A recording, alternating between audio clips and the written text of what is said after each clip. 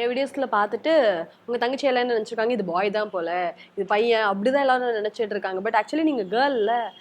Okay, உங்களுக்கு பாய் மாதிரி ஆடுறது பிடிக்குமா இல்ல கேர்ள் மாதிரி ஆடுறது பிடிக்குமா? எனக்கு ரெண்டுமே பிடிக்கும். ரெண்டுமே பிடிக்கும்.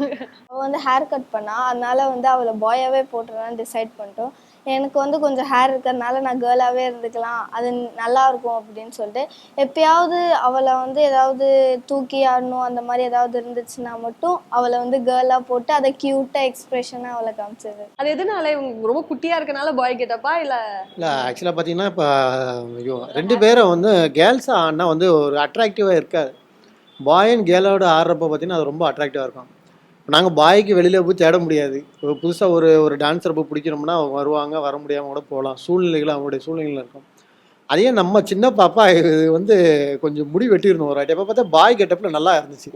ஏன் இதை நம்ம பாயாவே ஆக்கிடக்கூடாதுன்னு முடிவு பண்ணிட்டோம். அப்போதுலேருந்து ஆரம்பிச்சு தான் இந்த பாய் கெட்டப்பு.